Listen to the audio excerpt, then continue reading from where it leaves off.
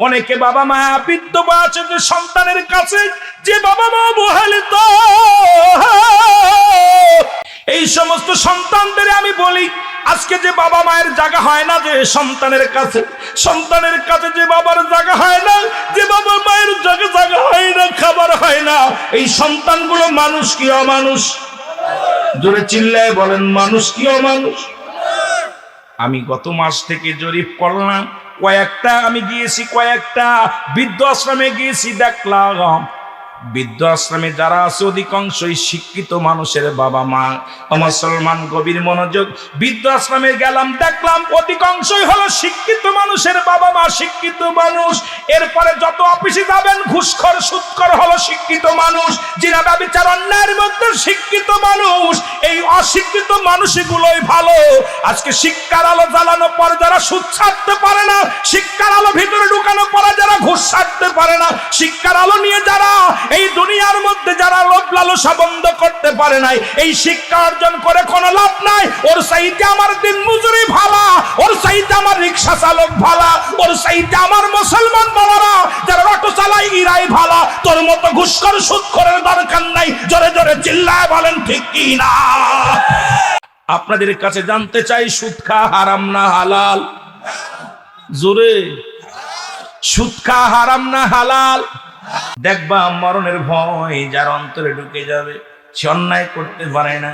এই জন্য আমার নবীজি প্রথম জীবনে সাহাবীদেরকে বলেছিল, সাহাবীরা রে, তোমরা কেউ কবর জিয়ারত করো না, মাজার জিয়ারত করো না, কারণ এটা কি হবে, এটা পূজায় পরিণত হয়ে যাবে। আবার শেষ জীবনে নবী বলে গেছে, সাহাবীরা রে, তোমরা বেশি বেশি কবর জিয়ারত করো, মাজার জিয়ারত করো, কারণ কোন ব্যক্তি যখন কবরের পাশে দাঁড়ায় তার দুনিয়াবি মোহ কেটে যায়, পরকালের কথা চিন্তায় এসে যায়। কারণ আমার আপনজন শুয়ে আছে অন্ধকারে, কেমনে আছে, একবার কবরের পাশে যাবেন আপনি, সকালবেলা বাবার কবরটা জিয়ারত করবেন। আমার বিশ্বাস সারাদিন ঘুষ খাইতে পারবেন না, সুদ খাইতে পারবেন না, দাদার কবরের পাশে যে দাঁড়ায়া দু চোখের পানি ছেড়ে কাঁদবেন, বলবো আল্লাহ আমার দাদা দাদি কেমনে শুয়ে আছে, আল্লাহ এইরকম আমারও শুইতে হবে। মন মাটি বুকের পরে দিবে গো আল্লাহ, আল্লাহ আমি কেমনে থাকবো। কোন ব্যক্তি কবরের পাশে, যে ব্যক্তি বেশি বেশি জায়গায়, যে ব্যক্তি কবর জিয়ারতের উদ্দেশ্যে, এই জন্য মুসলমান পিতা মাতা আপনজন যখন মারা যায়, আমার নবীজি বলছে 7টা হক হলো পিতার ইন্তেকালের পরে, আর 7টা হক হলো পিতা মাতার মৃত্যুর আগে। তার মধ্যে 7টার মধ্যে 1 নম্বর হলো বেশি বেশি তাদের জন্য সওয়াব রেসানো করা, 2 নম্বর হলো তাদের জন্য মুসলমান মাগফিরাত কামনা করা, 7 নম্বর হলো তাদের জন্য বেশি বেশি করে সময় সুযোগ করে বেশি বেশি করে বাবা মার জিয়ারত করা। কারণ কোন ব্যক্তি যখন কবর জিয়ারত করতে যায়, মাজার জিয়ারত করতে যায়, তার অন্তরের ভিতরে ভয় জাগে। আর আমার দেশের কিছু আলেমরা কয় মাজার ভেঙ্গে দাও, কবর ভেঙ্গে দাও, কারণ কবর জিয়ারত করো, মাজার জিয়ারত করো, দুনিয়াবি মোহ কেটে যাবে, পরকালের কথা চিন্তা এসে যাবে। প্রথম জীবনে নবী বারণ করেছিল, শেষ জীবনে নবী তাগিদ দিছে। এমন কেম্মা জানাই সে সিদ্দিকা বলে, একদিন রাত্রে আমি আমার নবীর ঘরে পাই না, আমি খুঁজতে খুঁজতে চলে গেলাম, গভীর রাত্রে নবী কোথায়? নবীকে দেখলাম জান্নাতুল বাকি, যেখানে 10,000 সাহাবী শুয়ে আছে।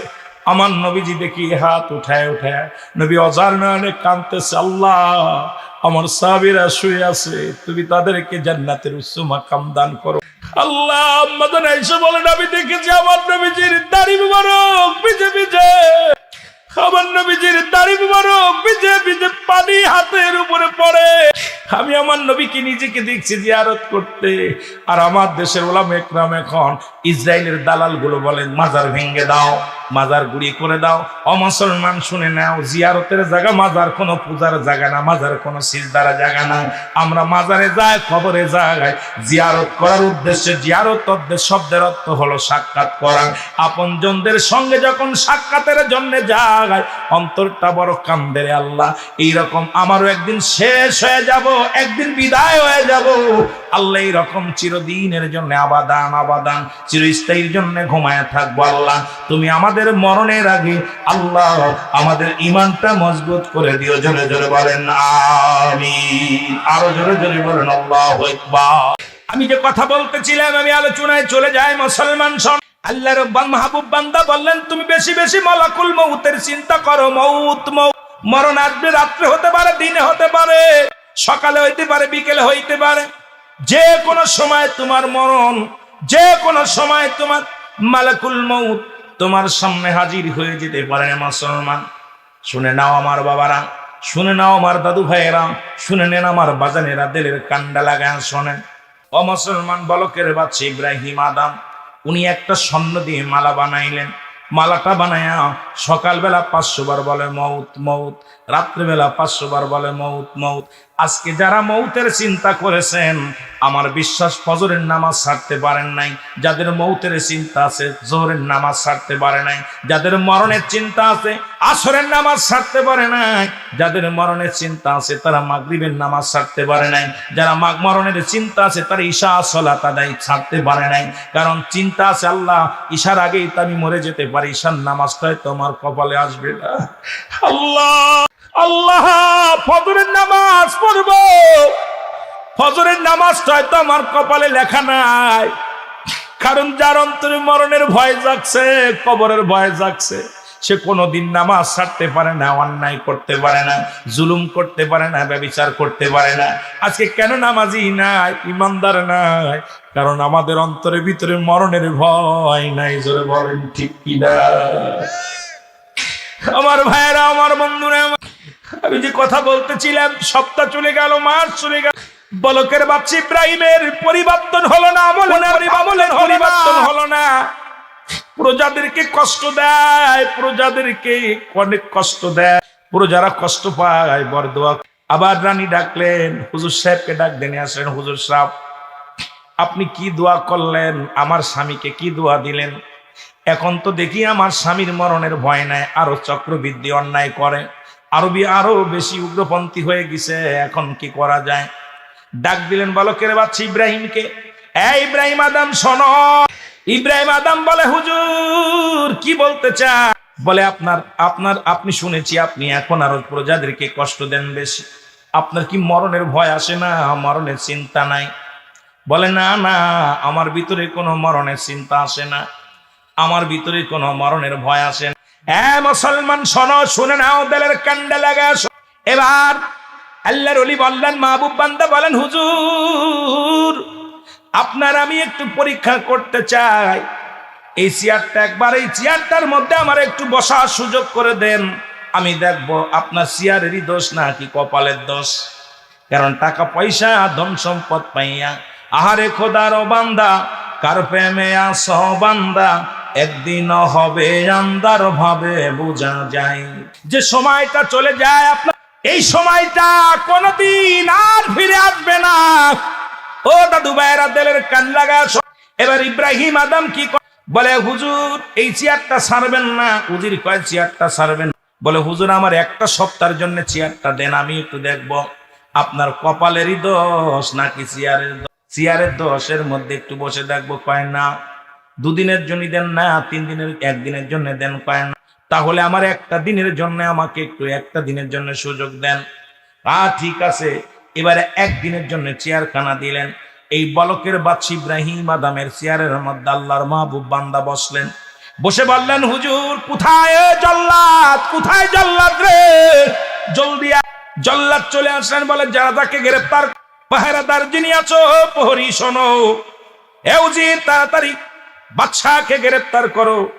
বলে, হুজুর আমি কেমনে গ্রেফতার করবো? সারা জীবন যার হুকুম মান্য করলাম, সারা জীবন যার গোলামি করলাম, আজকে তার হুকুমে কত মানুষের হাতে আনকাপ পরাইলাম, আজকে কেমনে আমি তার হাতে আনকাপ পরাইব?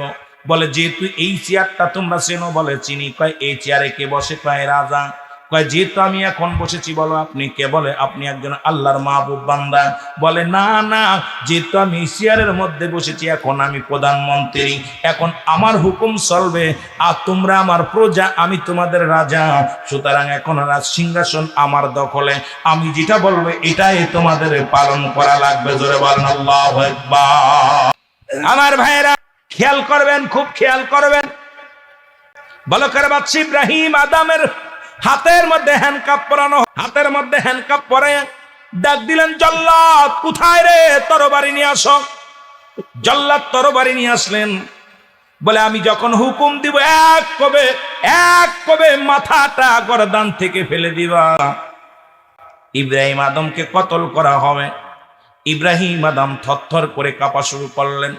হুজুর আগে বলছিলাম, হুজুর মানুষটা বিশ্বাস করবেন না। একবার বাংলাদেশের মধ্যে আজকে তত্ত্বাবধায়ক সরকার আমরা কেন দিই না বাবা? ওই ফখরুদ্দিনে ভালোবেসে ইসিয়ারখানা যখন দিলাম, 2 মন্ত্রীর এই জেলখানায় ঢুকাইলো, মাননীয় প্রধানমন্ত্রীর জেলে, বা বিরোধী দলের নেত্র জেলে। এখন বাংলাদেশের মানুষ চিন্তা করে আবার কারে এনে খাল কেটে কুমির আনবো, আবার কারে চেয়ারটা দিব, সে যদি না ছাড়ে বড় বিপদের মধ্যে পড়ে যাবো। জোরে বলেন ঠিক কিনা? আমি রাজনীতি করতে আসি নাই, রাজনীতি আলোচনাও করি না, কারোর গীবাত করার অভ্যাস নাই, সমালোচনা করার অভ্যাস নাই। 3 মাসের চেয়ার 2 বছর কাটাইলেন, কয় বছর আপনারা সাক্ষী না? কথা বলেন না কেন? ফখরুদ্দিন কয় মাস কাটাইলেন? কথা কইন। 2 বছর কাটালেন, 3 মাসের কথা বইলা। উনি 2টা বছর নেই, গদির ইটা বিশাল বড় খারাপ, ইটার মধ্যে বসলে কেউ উঠতে চায় না। চেয়ারম্যান বলেন, মেম্বার বলেন, এ মুসলমান, ক্ষমতার লোভ, নবী বলছে বালহুয়া খিলাফ। এই দুনিয়াটা পচা, দুর্গন্ধ মরি। মানুষের চরিত্র হলো কুকুরের চরিত্র। কুকুর যেমন মরি পাইলে খুশি হয়, সে জামানার মানুষ শুধু সম্পদ পাইলে, টাকা পয়সা পাইলে খুশি হয়। কারণ এই ধন সম্পদের জন্য মনে করে এটা ইজ্জত দিবে, সম্মান দিবে। না না, এই দুনিয়ার ক্ষণ সম্পদ, এই দুনিয়ার মধ্যে ক্ষণস্থায়ী, চিরস্থায়ী হলো তোমার খবর। এই জন্য আমি শুরুতেই বললাম, আল্লাহ বলেন আল্লাহ কয়ে বান্দারে, এই জমিনের মধ্যে আমি কিচ্ছু বলতে কিচ্ছু রাখবো না, সব কিছু আমি চূর্ণ বিচ্ছিন্ন করে দিব। এই জমিনের মধ্যে যত মাটি আছে, মাটিগুলো আমি আল্লাহ পুরো তামা বানা দিব। এই জমিনের মধ্যে যত পানি আছে, পানিগুলো পুরায়া ছাই বানায় দিব। জোরে বলেন আল্লাহু আকবার।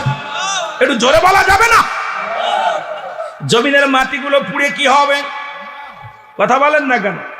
জমিনের মাটিগুলো পুড়ে হবে তামা, জমিনের পানিগুলো পুড়ে হয়ে যাবে ছাই।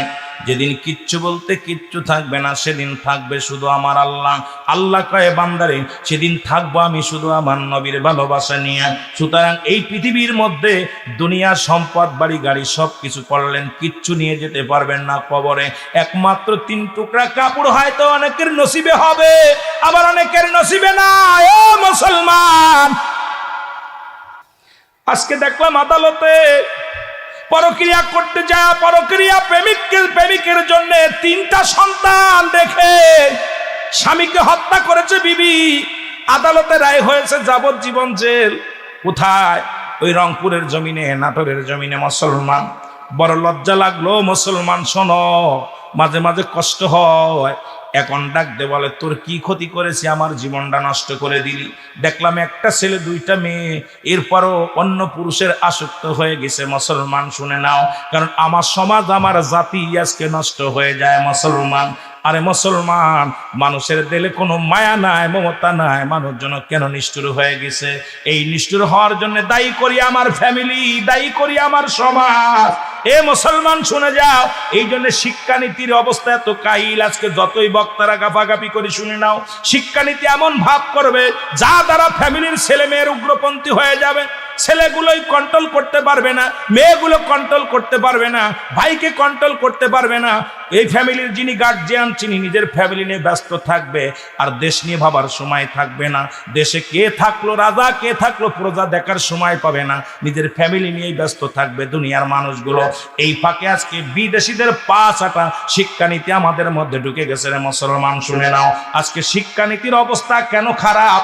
এটা হলো মানুষকে আগে গুমরাহি না করতে পারলে, এই জাতিকে যত গুমরাহি করতে পারবো, তত ওই মুসলমান, ইহুদি, খ্রিস্টানেরা তারা কিন্তু আমাদের বন্ধু না। কোনোদিন ইহুদি খ্রিস্টানরা বন্ধু হতে পারে না, কারণ রাসূলের ইন্তেকালের পরে লাশটা পর্যন্ত চুরি করতে চেয়েছিল ইহুদিরা, আমার নবীর লাশটা পর্যন্ত গুম করতে চেয়েছিল। সুতরাং শুনে নাও, কোনোদিন অমুসলিমেরা কোনোদিন মুসলমানের বন্ধু না।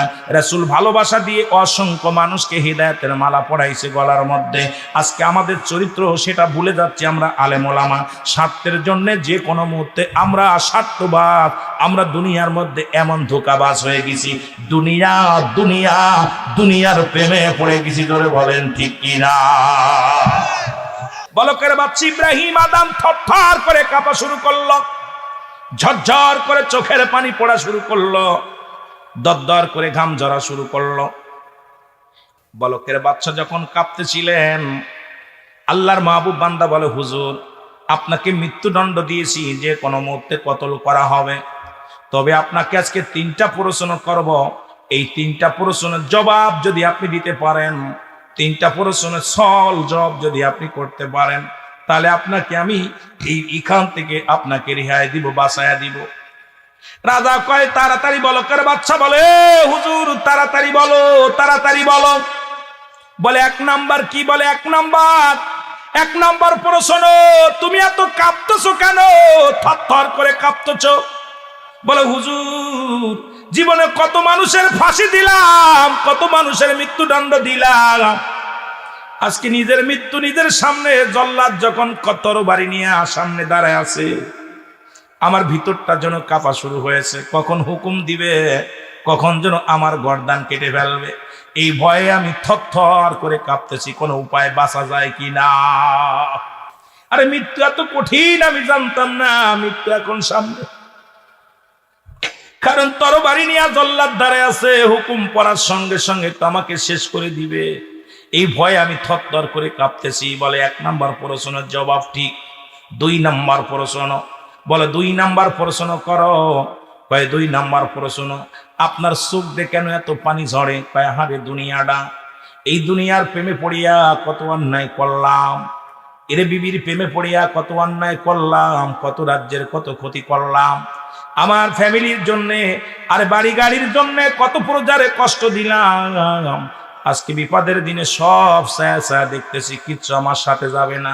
হিসাব করে মিলাইলাম, মরণের পরে সব পড়ে থাকবে, আমার দেহটা এক অসাল হয়ে যাবে, আমি একাকার হয়ে যাব। এই টেনশনে আমার চোখ দিয়ে পানি পড়তেছে যে এতকাল ধরে আমি কি করলাম। এই 2 দিনের জিন্দেগি আমি তো ফাঁকি দিলাম, সব তো ফাঁকে পড়ে গেছি, নিজেই ফাঁকি দিই নাই, আমি নিজেই তো ফাঁকে পড়েছি, আমার মাওলারে ফাঁকি দিই নাই। এই ভয়ে আমার চোখ দিয়া পানি পড়ে যে আমি তো নিজেই ঠকে গেছি, আমার জীবনটা শেষ করে দিলাম। 80 বছরের জিন্দেগিতে কত অন্যায় করলাম, আমার খোদারে চিনলাম না। আল্লাহর মাহবুব বান্দা বলে, ঠিক আছে, দ্বিতীয় প্রশ্নের জবাব তুমি ঠিক বলেছো। নাম্বার 3, তোমার গা দিয়ে কেন তোমার ঝরঝর করে ঘাম ঝরে, দরদর করে ঘাম ঝরে? বলে প্রেশানিত হয়ে গেছি, কোনো উপায় বাঁচা যায় কিনা, এত টেনশনে আছি, জীবনে এমন পরিস্থিতির শিকার হয় নাই। এখন তাজরাইল আমার সামনে কাঁড়া, বড্ড ভয় লাগে, কোনো উপায় বাঁচা যায় কিনা, কোনো বুদ্ধি কাজ হয় না, কোনো মেমোরিতে কাজ করে না, কারণ কোনো উপায় বাঁচা যায় কিনা বুদ্ধি খাটাইতেছি, এই জন্য টেনশনে আমার ঘাম ঝরে। বাদশা বলার সঙ্গে সঙ্গে বলকের বাচ্চা যখন বললেন, আল্লাহর মাহবুব বান্দা বলে, বাচ্চা 3টা প্রশ্নের জবাব তুমি ঠিক দিছো, এই নাও রাজ সিংহাসন, তুমি নাও, তোমার রাজ সিংহাসন দরকার নাই, কারণ তোমার সারা জীবন বলে তুমি মৌত মুখে বলেছো, অন্তর থেকে একবারও মরণের চিন্তা করো নাই। যদি অন্তর থেকে মরণের চিন্তা করতা, দুনিয়ার মধ্যে কোনোদিন তুমি অন্যায় পথে পা বাড়াইতে পারতা না। সুতরাং তোমার মরণের ভয় মিনিটের মধ্যেই, তোমার মরণের ভয় অন্তরে রাখছে, এই নাও তোমার রাজ সিংহাসন, এটা আমার দরকার নাই, তুমি লাও। এর ইব্রাহিম আদম ডাকতে বলে, আল্লাহর ওলি, যে সিংহাসনে বসলে আমার মাবুদকে ভুলে যায় রে, যে চেয়ারের মধ্যে বসলে আমার মরণের চিন্তা হয় না, যে চেয়ারের মধ্যে বসলে আজ থেকে একদিনও আমি ইব্রাহিম আদম আর এই চেয়ারের মধ্যে বসবো না। হায়রে, আমি জঙ্গলে আমার ঠিকানা, আজকে বিপদে পড়ে দেখলাম কেউ আমার নয়, বিবি নাই, ছেলে নাই, মেয়ে নাই, আপনজন নাই, প্রতিবেশী নাই, যেহেতু আমার কামাই আমার নিজেরই করা লাগবে, আজ থেকে আমি আর রাজ সিংহাসনে বসবো না। আজ থেকে কোথায় আছো প্রজারা রে, তোমাদের যা ইচ্ছা তাই নিয়ে যাও, তোমাদের যা ইচ্ছা তাই নিয়ে যাও। আমি বলকের বাদশা আর 1 মিনিটের জন্য ওই রাজ সিংহাসনে বসবো না। জোরে জোরে চিল্লায় বলা যাবে না মারহাবা, আর একটু জোরে জোরে চিল্লায় বলা যাবে না মারহাবা। ঈসা আলাইহিস সালাম যখন ফল আনতে গেছে, জনম দুঃখিনী মা গো মরিয়ম আলাইহিস সালামের কাছে আজরাইল আলাইহিস সালাম এসে হাজির হয়ে গেছে। আজরাইল ডাকতে বলে, আসসালামু আলাইকুম মরিয়ম। ও মরিয়ম, আমার আল্লাহ আমারে পাঠাইছে, এখনই তোমার চলে যাওয়া লাগবে, বিদায়ের ঘন্টা বেজে যাবে। মরিয়ম আলাইহিস সালাম বলে, আজরাইল,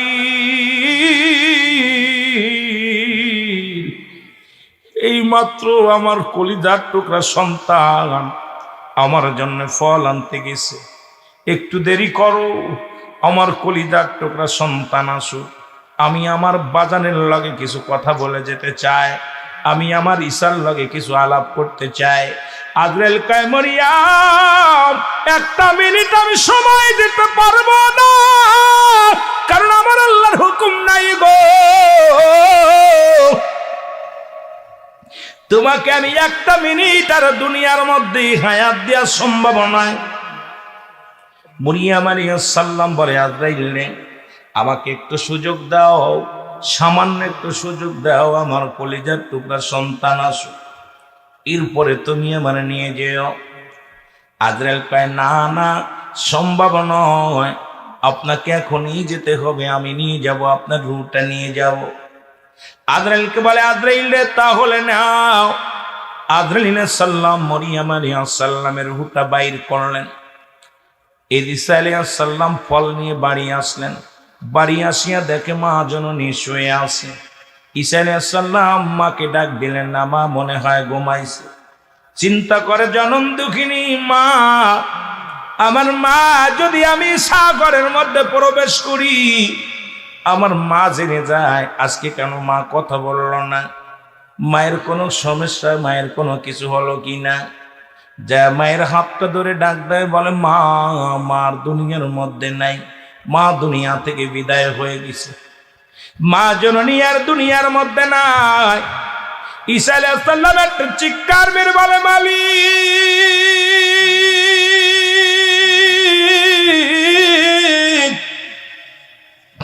তুমি আমার দুঃখী মাকে নিয়ে গেলা,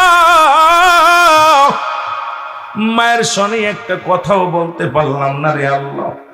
আল্লাহ, আমার মা জননী আমাকে পাঠাইলো বাজারে ফলের জন্যে, আশা দেখি আমার মার ঘরে নাই জীবন, আমার মা চলে গেছে।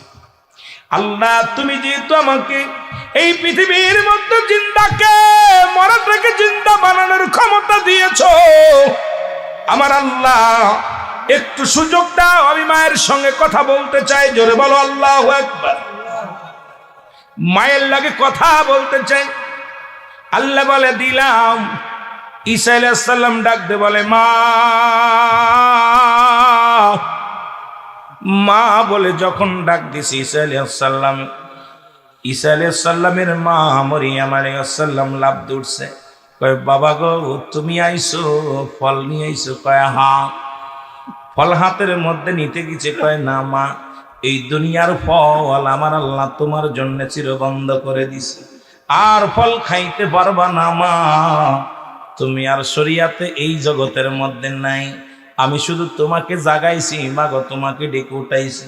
আমি জানতে চাই আজরাইল আলাইহিস সালাম আমার মায়ের সঙ্গে কি রূপ ব্যবহার করেছে, এটা জানতে চাই। মরিয়ম ডাকতে বলে, বাবা ঈসা, ওই আজরাইল যখন রূহটা আমার নিতে, আমি অনেক কষ্ট পেয়েছি রে, আমার কলিজাটা ছিঁড়ে গেছে, সমস্ত গায়ের মধ্যে ব্যথা যন্ত্রণা। ঈসা আলাইহিস সালাম ডাকতে বলে, আজরাইল, তুমি আমার মায়ের সাথে কি রূপ ব্যবহার করছো? আল্লাহ, আজরাইল তাড়াতাড়ি যা, ঈসা আলাইহিস সালাম ডাকছে তার মায়ের জন্য, ধরে যা। আজরাইল আলাইহিস সালাম চলে আসছে, আসিয়া ঈসা আলাইহিস সালামকে ডাক দে, বলে, আসসালামু আলাইকুম হুজুর। সালাম বিনিময়, কালাম বিনিময়। ডাক দে বলতেছে, ও মুসলমান। ঈসা নবী ডাক দে বলে, আজরাইল, আমার মার রূহটা তুমি কেমনে বাহির করেছো আমাকে বলো। বলে হুজুর, পৃথিবীর মধ্যে সবার রুট আমি বাইর করতে দুনিয়ার মধ্যে আসি না। এই পৃথিবীর মধ্যে একমাত্র ইমানদারের জানটা বাইর করার জন্য জমিনের মধ্যে আমি আগমন করি। আসমানে থাকে আমার মাথা, জমিনে থাকে আমার পা মোবারক। এই পৃথিবীর সমস্ত পানি যদি আমার মাথায় ঢেলে দেওয়া হয়, একটু পানি জমিনের মধ্যে গড়ায় পড়ে না। আমি এত বড় দানব গণবী। আপনার মায়ের মৃত্যু হয়েছে, মায়ের কোলে দুধ খাইতে খাইতে সন্তান যেমনি ঘুমায় যায়, তদ্রূপ আপনার মায়ের জানটা আমি কবজ করেছি। আপনার মাকে কোনো কষ্ট দিই নাই, কোনো যন্ত্রণা দিই নাই। আপনার মায়ের রুহটা নিছি অতি আসানে, শুধু হাতখানা রেখেছিলাম মাথার উপরে। আর ঈসা আলাইহিস সালামের মা মারিয়াম আলাইহিস সালাম ডাকতে বলে, আজরাইল, ওরে এই মৃত্যু যদি হয় এত কঠিন নয়, এই সহজ মৃত্যু যন্ত্রণায় আমি সহ্য করতে পারি না। যাদেরকে তুমি কষ্ট দিয়ে আর ওটা নিয়ে যাও, যাদের সঙ্গে দুর্ব্যবহার করো, যারা মরণের সময় যাদের পায়খানা করে দেয়, যারা প্রস্রাব করে দেয়, মরণের সময় যাদের জিহ্বা বাইর হয়ে যায়, তাদের মরণটা কত কঠিন হয় রে আল্লাহ। কত মানুষের দাপন করাইলাম, কত মানুষের কাপন পরাইলাম, কত মানুষের জানাজা পড়াইলাম রে, কত মানুষের গোসল করাইলাম। কত মানুষ গোসল করতে যা দেখি পায়খানা করে দিছে, প্রস্রাব করে দিছে। মরণের সময় জিহ্বাটা কত বড়, এক হাত বাইর হয়ে গেছে, চোখ দুটি বন্ধ করা যায় না, একটা অঙ্গ পড়ে যায়, পা বেঁকা হয়ে যায়, হাত বেঁকা হয়ে যায়, এক পাশে লুলা হয়ে যায়। কত কষ্ট দিয়া মৃত্যু হয় আল্লাহ। আমাদের মরণটা তুমি সহজ করে দিও। এক নাম্বার বিপদ হলো মানুষের মরণ, এই মরণটা আমাদের একটু সহজ করে দিও। জোরে জোরে বলেন আমিন। এ মুসলমান শুনে নাও, পৃথিবীর মধ্যে মৌতের চিন্তা আমাদের ভিতরে নাই। বলকের বাচ্চা ইব্রাহিম আদম, নাম শুনছেন? ইব্রাহিম আদম আল্লাহ তার ধন সম্পদের মালিক বানায়া দিছে, পৃথিবীর মধ্যে রাজত্ব তারে দান করে দিছে। কিন্তু প্রজাদেরকে কষ্ট দেয়, প্রজাদেরকে রক্ত শোষে, প্রজাদের কাছে চক্রবৃদ্ধি সুদ আদায় করে। ও মুসলমান শুনে নাও, দিলের কান্ডা লাগা শোনো। আল্লাহ তাকে একটা আদর্শবান নারী, আদর্শবান বিবি আল্লাহ তারে দান করলো। স্ত্রী সদা সর্বদাই ডাকতে বলে, স্বামী প্রজাদেরকে কষ্ট দিও না, প্রজারা কষ্ট পায়, আমার আল্লাহ বড় বেজার হয়ে যায়। তুমি প্রজাদেরকে ভালোবাসো, প্রজাদেরকে দুঃখে সুখে তাদেরকে বুকে রাখো, তাদের কষ্ট দিও না। মরণের চিন্তা করো। জোরে বলেন আল্লাহু আকবার। বিবি কি করলেন? একজন আলেম সাহেবকে ডাক দিলেন।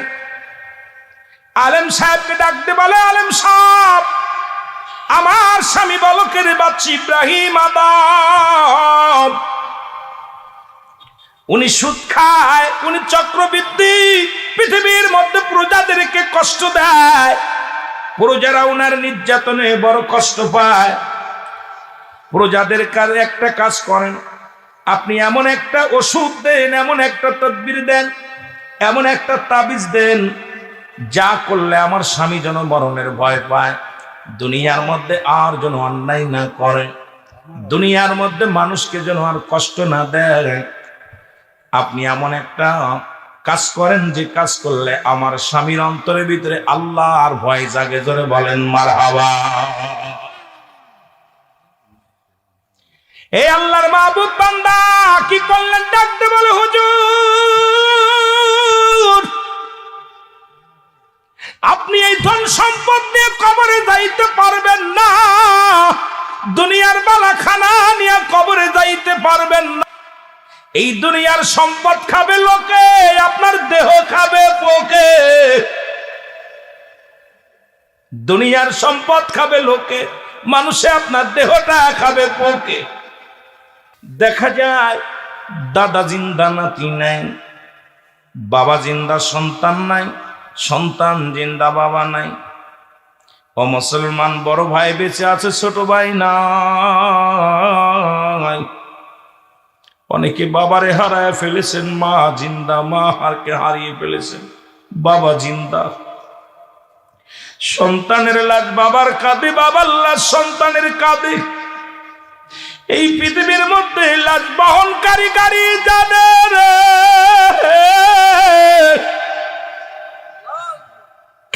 এই বাবার লাশটা কত ভারী, সন্তানের লাশ কত ভারী। ও মুসলমান, চলচতরি করে বাঁচা সম্ভব নয়। মানুষের মৃত্যু হয় দুইটা টাইমে, একটা হলো রাতের বেলা, একটা হলো দিনের বেলা। একটা হলো দিনের বেলা, একটা হলো রাতের বেলা। ও বান্দা শুনে নাও, রাত শুরু করেছে আমার আল্লাহ নামাজ দিয়া, দিন শুরু করেছে আল্লাহ নামাজ দিয়া। দিনের শুরু হলো ফজর। ও বান্দা, ফজরের 2 রাকাত সুন্নাত নামাজ তুমি আদায় করলা, সঙ্গে সঙ্গে তুমি আমার নবীর প্রেমিক হয়ে গেলা। 2 রাকাত ফরজ নামাজ যখন আদায় করলাম, সঙ্গে সঙ্গে তুমি আমার আল্লাহর গোলাম হয়ে গেলা। এখন আল্লাহর গোলাম যে ব্যক্তি হয়ে যায়, নবীর প্রেমিক যে ব্যক্তি হয়ে যায়, দুনিয়ার মধ্যে কোনো ভয় তার থাকতে পারে না। জোরে বলেন ঠিক কিনা? দিনের মধ্যে যখন তার মৃত্যু হয়ে যায়, ও মুসলমান, দিনের মধ্যে যখন মরণ হয়ে যায়, ওই ব্যক্তির মরণটা হয় আমার আল্লাহর গোলাম, আমার রাসূলের প্রেমিক রে মুসলমান। দিনের মধ্যে মৃত্যুবরণ করি নাই, রাতের মধ্যে মৃত্যুবরণ করবের মধ্যে কোনো সন্দেহ নাই। দিনটা কাটাইলাম, আমার আল্লাহর অক্সিজেন নিলাম, এই পৃথিবীর মধ্যে তার জমিনটার মধ্যে পাড়াইলাম, তার দিয়া নিয়ামত গুলো খাইলাম, তার নিয়ামত গুলো আলো বাতাস ভোগ করলাম। বান্দারে কত নিয়ামত আমার আল্লাহর দুনিয়ার মধ্যে। আজকে লাইট জ্বালাইলেন, ট্যাক্স দেওয়া লাগবে, টাকা দেওয়া লাগবে। মাইক চালাইতেছেন, মাইকের খরচের টাকা দেওয়া লাগবে। কিন্তু আমার আল্লাহ কত সুন্দর মাইক দিছে, কত সুন্দর লাইট দিছে। একটা অক্সিজেন মুসলমান শুনে নাও, কত অক্সিজেন তুমি নিলা। এই পৃথিবীর মধ্যে এত কিছু করার পরও তুমি নাফরমানি কেমনে করলা? বান্দারে, তুই রাতের মধ্যে মৃত্যুবরণ করতে পারিস। রাতের শুরু হলো মাগরিব, মাগরিবের 3 রাকাত ফরজ নামাজ তুমি আদায় করলা, সঙ্গে সঙ্গে তুমি হয়ে গেলে আমার আল্লাহর গোলাম। ও গোলাম, দিলের কান্ডা লাগা শোনো, সঙ্গে সঙ্গে হয়ে গেলে তুমি আল্লাহর গোলাম। এবার তুমি 2 রাকাত সুন্নাত নামাজ তুমি আদায় করলা, সঙ্গে সঙ্গে হয়ে গেলে তুমি আমার নবীর প্রেমিক। এখন যদি রাতের মধ্যে তোমার মরণ হয়, তোমার মরণটা হবে আমার আল্লাহর গোলাম রাসূলের প্রেমিক। জোরে বলেন ঠিক কিনা? আমি বলতেছিলাম, মানুষের মৃত্যু হয় 2টা টাইম, একটা রাতের বেলা, না হয় দিনের বেলা। পৃথিবীর মধ্যে 3টা বিপদ। নাম্বার ওয়ান হলো মানুষের মরণ, নাম্বার 2 হলো কবর, নাম্বার 3 হলো কিয়ামতের ময়দান। 3টা বিপদ মানুষের। 1 নম্বর বিপদ হলো মানুষের মরণ। এই মরণের পেয়ালা পান করতে হবে, এর মধ্যে কোনো সন্দেহ নাই। ঠিক কিনা? জোরে বলেন ঠিক কিনা? মরণের পেয়ালা পান করতে হবে গো। এই পৃথিবীর মধ্যে কেউ ফিরে সম্ভব না। বাবা আদম থেকে শুরু করেন আখির নবী রাহমাতুল লিল আলামিন পর্যন্ত পৃথিবীর মধ্যে কত নরনারী আসলো, সবাই দুনিয়া থেকে বিদায় হয়ে গেছে। একমাত্র স্রষ্টার মৃত্যু নাই, সৃষ্টির মৃত্যু আছে। পৃথিবীতে যত কিছু আমার আল্লাহ সৃষ্টি করেছেন, সব কিছু বিদায় হয়ে যাবে, কিচ্ছু থাকবে না, সব কিছুই বিদায়। যদি বলেন ঠিক কিনা? কুল্লু নাফসিন যায়কাতুল মউত। এটা অস্বীকার করার মতো ক্ষমতা কারুর নাই। জোরে বলেন আছে?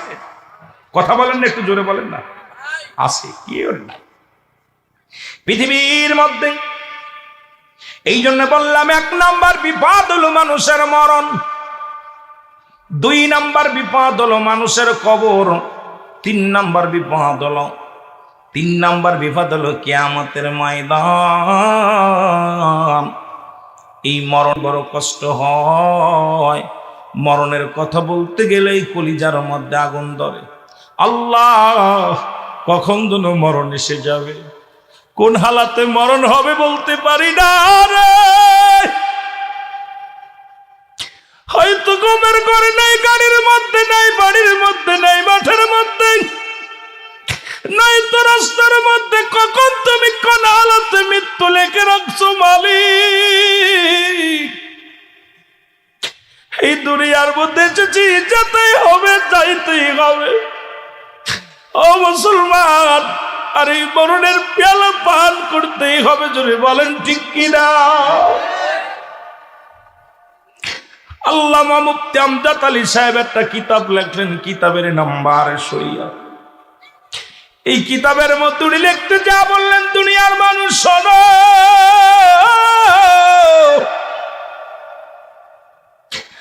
মানুষের সহজ মৃত্যু হয়, সব চাইতে সহজ মৃত্যু হয় যেটা, 70টা তাজা উটের গায়ের চামড়া জবাই না করিয়া উল্টো দিকে টান দিয়া লবণ আর মরিচ লাগায় দিলে যতটুকু যন্ত্রণা হয়,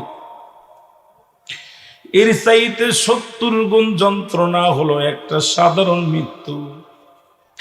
এখন আমরা অনেকেই মরণকালে পায়খানা করে দিই, অনেকেই মরণকালে প্রস্রাব করে দেয়, অনেকেই মরণকালে চোখ দুটি বড় বড় হয়ে যায়, অনেকের মরণের সময়, আমার দাদু ভাইয়েরা শুনে নাও, অনেকেই মরণের সময় জিহ্বা বাইর হয়ে যায়। তাদের মৃত্যুটা কত কঠিন হয়। সহজ মৃত্যু যদি এত কঠিন হয়, কঠিন মৃত্যুটা কত কঠিন হয়। ও দাদু ভাইয়েরা শুনে নেন, এই জন্য মরণ থেকে বাঁচা সম্ভব নয়। জোরে জোরে চিল্লায় বলেন ঠিক কিনা? আওয়াজ দিয়ে চিল্লায় বলেন আলহামদুলিল্লাহ। আজকের এই মাহফিল থেকে সালাম ও কদম মুছি জানাই কুল কায়নাতের নবী, নবীদের নবী, রাহমাতাল লিল আলামিনের পবিত্র কদম মোবারক।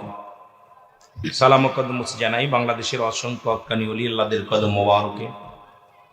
যেহেতু আল্লাহ পাক 2টা দেশ, একটা হলো সোনার মদিনা, একটা সোনার বাংলা, এই বাংলার জমিনে অসংখ্য আল্লাহর ওলির আগমন করেছে। আল্লাহ যাদের কথা বলেন সূরা ইউনূসের মধ্যে 11 নম্বর পারা 62 নম্বর আয়াত, আল্লাহ নিজেই বলেন আলা সাবধান ইন্নানি চালা ইন্নাল্লাহি, আল্লাহর তরফ থেকে যারা ওলি হয়, লা নাই খাউফুন শব্দের অর্থ ভয়, আল্লাহ যদি অবস্থান করে হুমদের উপরে জানুন, তাদের কোনো চিন্তা নাই, ভাবনা নাই। মেরকাত শরীফ মেরকাতের 10ম খণ্ড 722 নম্বর পৃষ্ঠা, তাফসীরুল বায়ান 5ম খণ্ড 524 নম্বর পৃষ্ঠা, হুজুর আকরাম সাল্লাল্লাহু আলাইহি ওয়াসাল্লাম বয়ান করেন আলা সাবধান ইন্নানি চালা ইন্নাল্লাহি, আল্লাহর তরফ থেকে যারা ওলি হয়েছিল এই মুহূর্তে তাদের মৃত্যু নাই। অসংখ্য আল্লাহর ওলিরা এই বাংলার জমিনে শুয়ে আছেন। প্রত্যেকের পুত পবিত্র কদম মোবারকে সালাম কদম মুছি। সালাম জানাই আজকের মাহফিলের সম্মানিত সভাপতি সাহেব আলহাজ কারি জনাব মোহাম্মদ আব্দুল মুকিত সাহেব, আজকের মাহফিলের প্রধান অতিথি জনাব হযরত মাওলানা হাফিজ মারজান আহমেদ চৌধুরী ফুলতুলি সাহেব কেবলা আহলে বায়াত, আজকের মাহফিলের সম্মানিত অতিথিবৃন্দ, আজকের মাহফিলের যে সমস্ত মেহমান আছে তাদের মধ্যে আমার পরেই আসবেন আজকের যা আন্তর্জাতিক খ্যাতি সম্পূর্ণ বক্তা, তরুণ উদীয়মান সুমিষ্টিভাষী বক্তা, অত্যন্ত সুন্দর আলোচক, বাংলাদেশের আইকন, অত্যন্ত তাকে নিয়ে আমি গর্ব করি। আমার ছোট ভাই, স্নেহের ছোট ভাই, অত্যন্ত সুন্দর আলোচনা করেন জনাব হযরত মাওলানা কারি মোহাম্মদ শামীম হোসাইন রেজা আল কাদরি সাহেব। আজকের মাহফিলের বিশেষ বক্তা যারা ছিলেন জনাব মোহাম্মদ শামসুল হক সাহেব, জনাব হাফিজ এম.এ. ওয়াহাব সাহেব, জনাব হাফিজ মোহাম্মদ আব্দুল বাসিত আশিকি সাহেব, জনাব হযরত মাওলানা কারি খায়রুল ইসলাম সাহেব, অন্যান্য ওলামা ইকরাম, মসজিদের ইমাম, সব মুসল্লিগণ, সামনের পিতা শিকান জাকির আমদান প্রাণ মুসলমান ভাই বন্ধুগণ, দিগার ওলামা ইকরাম সকলকে সালাম জানা। আসসালামু আলাইকুম ওয়া রাহমাতুল্লাহি ওয়া বারাকাতুহু। পায়ের নিচে কি দেওয়া আপনার ওই কয়েল দিয়ে নাকি মশার কয়েল ধোয়া আসে কোথা থেকে? বিশেষ করে কয়েল থাকলে কয়েল সরাই দিয়ে। তো মহান আল্লাহর দরবারে শুকরিয়া আদায় করি, অত্যন্ত সুন্দর একটা মাঠ, অতিও সুন্দর একটা মাঠ। এটা শ্রীমঙ্গলের ভিতরে, তাই তো? শ্রীমঙ্গল থানা,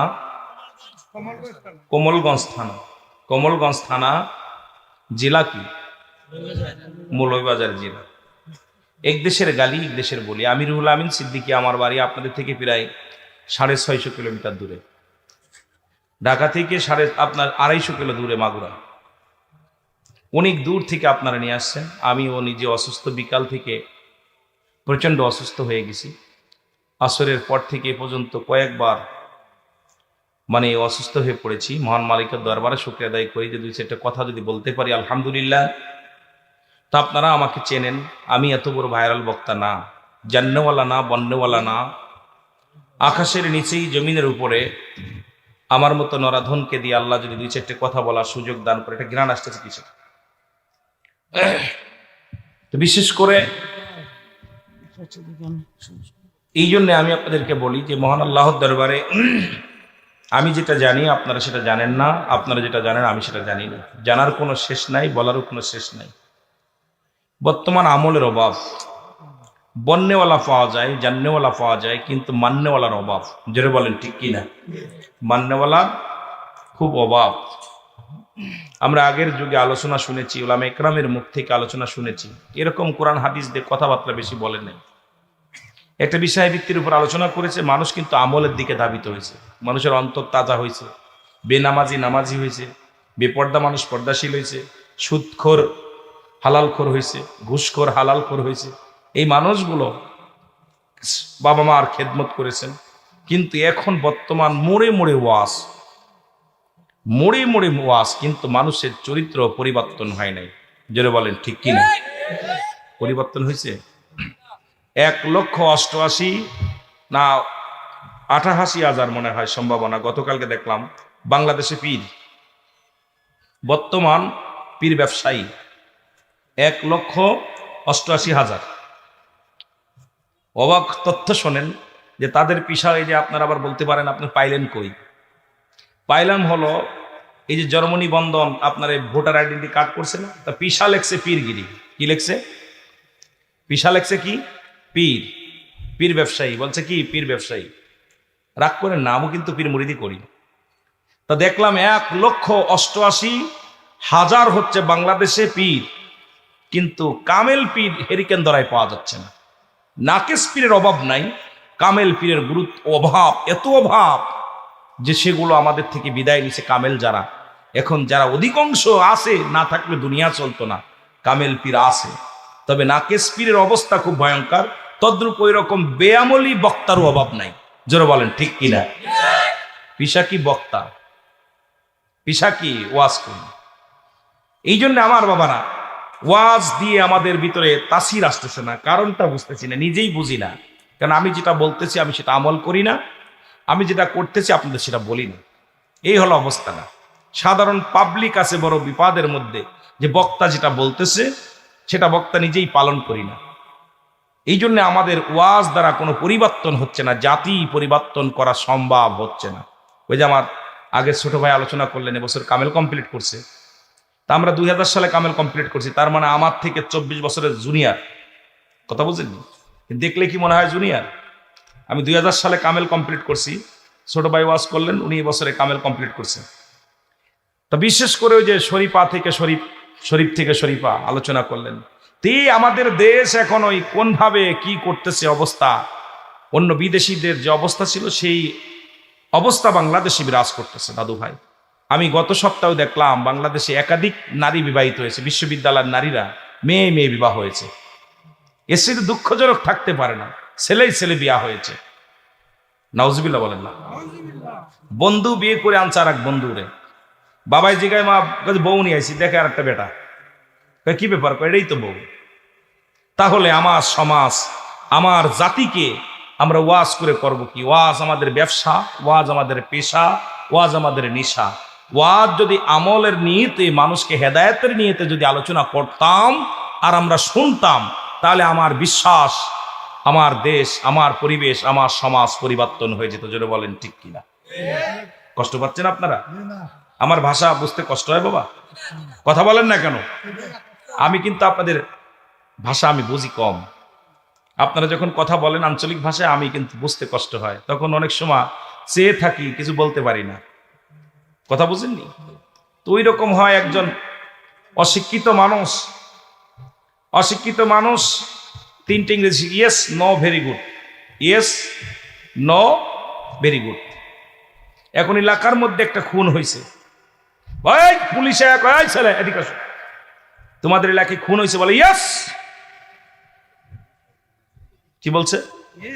ইয়েস। কয় কে বলছে? কয় নো। করছে কে বলো? কয় নো। কয় থানায় চল। কয় ভেরি গুড। কথা বোঝেননি? থানায় চল কি বলে? Very good. এখন থানার ভিতরে নিয়ে গেছেন, খুব ভালোভাবে মামারা নিয়ে গেছে যত্ন করে। নিয়ে যে যখন ওই 14 সিকির ভিতরে ঢুকায় যখন হান দাইতেছে ঠিক মতো, বল খুন হয়েছে। কয় ইয়েস ইয়েস। বল কে করছে? কয় নো। কি বলছে? নো। আর জোরে পিটায়। কয় নো। আরো জোরে মারে। কয় বলবি না? কয় নো।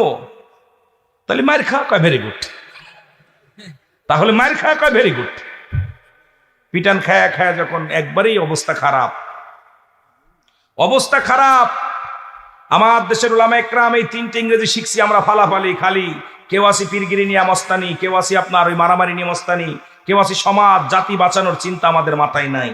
যখন মারতে অসুস্থ হয়ে গেছে, আপনার ওই পুলিশ বাহিনী শেষ, ও অসুস্থ হয়ে গেছে। কয় হুজুর, এটা আমার কপালের দোষ, আসলে আল্লাহর কসম আমি খুন খারাপির কিচ্ছু জানি না। 3টে ইংরেজি শিখছি, মনে করছিলাম এলাকার মানুষ আমার দাম দিবে, ইয়েস নো ভেরি গুড। এই 3 ইংলিশ শিখা যে এত মায়ের খাবো আগে জানতাম না। 3টে ইংলিশ শিখা অল্প বিদ্যা অর্জন করে আমার কপালে কষ্ট, সুতরাং আমি আর ওই ইংলিশ আর কইতাম না। আসলে জানিও না, বলতেও পারি না। আমি নতুন এলাকায় আসছি। আল্লাহু আকবার বলেন না? তা আমাদের বক্তাগুলো রং বিরঙ্গের বক্তা আসতেছে, রং বিরঙ্গের ফতুয়া আসতেছে, সমাজ নষ্ট হচ্ছে। আমার জাতিকে বাঁচার জন্য আগের মুরব্বী ইকরামদের যে আমল, তারা ভয় পেত আল্লাহকে, আমরা এখন আল্লাহকে ভয় পাই না, কবরকে ভয় পাই না। এখন কবরে সেলফি তুলি, কবরে শোয়া মানুষ, কবরে শোয়ানোর পর দাদার ধাড়ি ধরে সেলফি তোলে, দাদার সঙ্গে জড়ায় ধরে সেলফি তুলে ছাড়ে দিচ্ছে। নাতি দাদার মরা লাশ ধরে সেলফি তুলে সমাজে ছাড়ে। তাহলে আর বুঝতে বাকি নাই যে মরণ বিলো আমাদের ভয় নাই। জোরে বলেন ঠিক কিনা?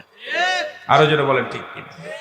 রিয়াজি না হয় কাল তুমি যাইবা কবরে, মরার পরে দেখবে চেয়ে গো, তোমার ছবি রইল পড়ে মরার পরে।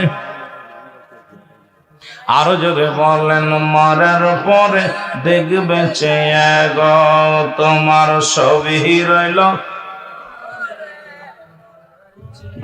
কইতে পারেন না?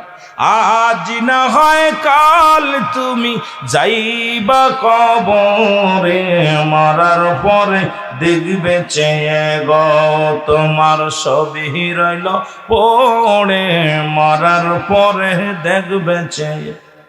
দাদাই গেছে, বাবাই গেছে, কেউ আইল না ফিরে, তোমার তো যাইতে হবে গো ভাই অন্ধকার কবরে, আমার তো যাইতে হবে গো। যারা বলেন ঠিক কিনা? এ দুনিয়ার মুসলমান,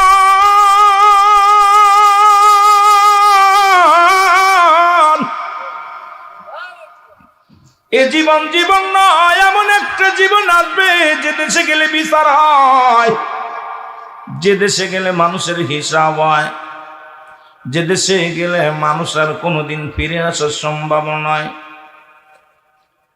পৃথিবীর মধ্যে সেই দেশে যার একটা সিরিয়াল নাই, পৃথিবীর মধ্যে আসার সিরিয়াল আছে, যার কোনো সিরিয়াল নাই। কেউ বলতে পারেন কখন কার মরণ হবে? কেউ বলতে পারি না। কত মানুষ বিদেশের মাটিতে গেছে গো, দেখি বিমানে করে, হেলিকপ্টারে করে, ওই আমার ভাইয়ের লাশ কফিনে ভরে বাংলার জমিনে পাঠাই দেয়া হয়। কত বাবা মা স্বপ্ন দেখেছিল বিদেশে যে টাকা কামাইবে, বাড়ি পরিবর্তন হবে, ঘরের পরিবর্তন হবে, ফ্যামিলির পরিবর্তন হবে। ওই বাবার চোখের পানি দুনিয়ার জমিনে পড়ে সন্তানের লাশ কফিনের মধ্যে দেখে এই দুনিয়ার মুসলমান এইরকম আমিও আপনি থাকবো না, দুনিয়া থেকে বিদায় হয়ে যাব। এই জন্য একটু আমার সাথে জোরে জোরে চিল্লায় বলেন, আমার মরণ আসিবে কখন কেউ তো জানি না, আমার মরণ আসিবে। এ আমি চলে যাব, আমায় তোমরা ভুইলা যাইও না, আমি চলে যাব না, আমার মরণ আসিবে কখন কেউ তো জানি না, আমার মরণ আসিবে কখন। টাকা পয়সা দালান কোটা জাগা করেছি, সব কিছু ফেলাইয়া আজি একাই চলেছি রে, আমি সব কিছু ফেলাইয়া আজি একাই চলেছি। আমি যাবার কালে ভেবে দেখি আমার কেহ নাই, আমি যাবার কালে ভেবে দেখি। আরো জোরে বলেন, যাবার কালে ভেবে দেখি আমার কেহ নাই, আমার মরণ আসিবে। সবাই চোখের পানি ছেড়ে বলেন, আমার মরণ আসিবে। এই পৃথিবী চিরদিনই থাকার জায়গা নয়, অন্ধকার কবর যে তোমার আসল ঠিকানা রে মানুষ, অন্ধকার কবর যে তোমার আসল ঠিকানা। আমি চলে যাব, আমায় তোমরা ভুইলা যাইও না, আমি চলে যাব ভুইলা যাইও না, আমার মরণ আসিবে কখন কেউ তো জানি না, আমার মরণ। এ দুনিয়ার মুসলমান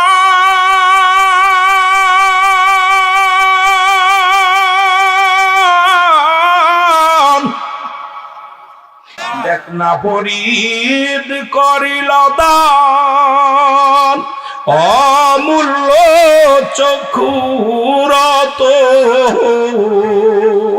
আর ইব্রাহিম সারিয়া দিল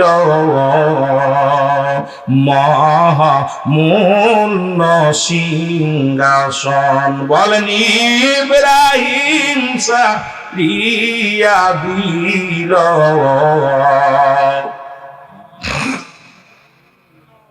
একটু জোরে বলা যাবে না? কামেল মোকামেলি ধর রে আসে কের দল, আর ওই কদমে নিসার হইলে পাবি মৌলার দর্শন।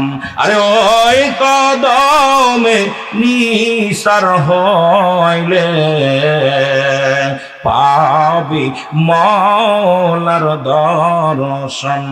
এলেমের বাহাদুরি ছাড়ো ধনের গৌরব তুমি, বলেন এলেমের বাহাদুরি ছাড়ো ধনের গৌরব তুমি, কামেলের পদ তলে জীবনটুকু দেও কুরবান। বলেন, কামেলের পদ তলে জীবনটুকু দেও কুরবান। আল্লাহুম্মা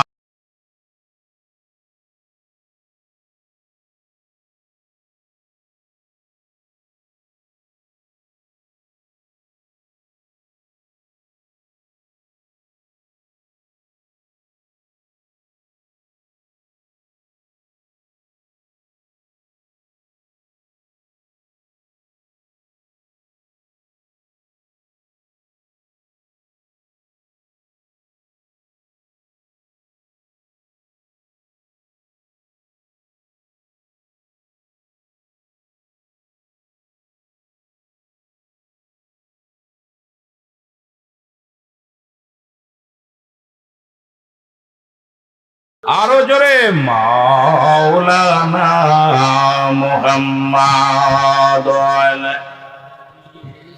সাইয়্যিদিনা